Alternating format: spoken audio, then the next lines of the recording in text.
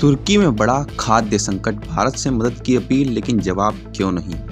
तुर्की आज गहरे आर्थिक संकट में डूबा है। महंगाई 75% से ऊपर पहुंच गई है और तुर्की की मुद्रा लीरा तेजी से गिर रही है।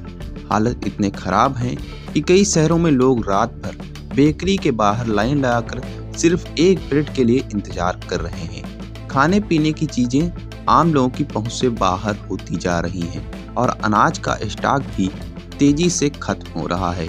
इन्हीं बढ़ती मुश्किलों के बीच तुर्की सरकार ने पिछले कुछ हफ्तों में भारत को लगातार 3 चिट्ठियां भेजकर तुरंत अनाज भेजने की गुहार लगाई है। लेकिन हैरानी की बात यह है कि भारत की तरफ से अभी तक कोई आधिकारिक प्रतिक्रिया नहीं आई है। अब सवाल यह है, भारत चुप क्यों है? दरअसल तुर्की की आर्थिक तबाही नई नहीं है। पिछले 2 साल में लीरा की कीमत बुरी तरह गिरी, आयात महंगा हो गया और देश में अनाज का उत्पादन भी कम हो गया। रूस यूक्रेन युद्ध से सप्लाई पर चोट पहुंची है।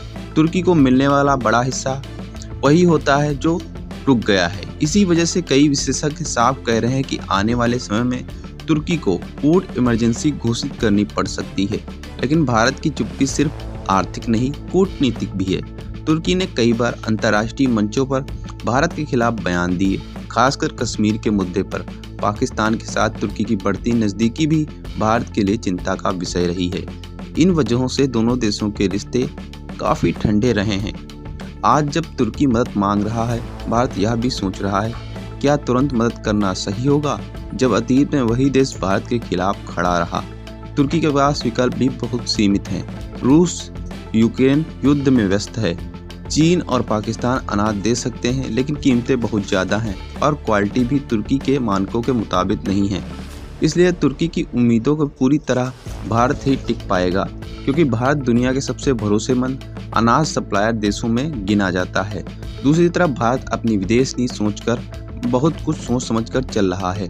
भारत अभी इजराइल, सऊदी, यूएई और यूरोपीय देशों को अनाज सप्लाई कर रहा है, जहां रिश्ते मजबूत हैं और भरोसा भी है। भारत का संदेश साफ है, मदद करेंगे लेकिन देश हित और देश पहले रहेगा। तुर्की के अंदर राजनीतिक माहौल भी गर्म है। विपक्ष सरकार पर हमला कर रहा है कि भारत से रिश्ते बेहतर होते तो आज जनता को ब्रेड के लिए लाइन न लगनी पड़ती। राष्ट्रपति एर्दोगान की लोकप्रियता गिर रही है और जनता सरकार से जवाब मांग रही है।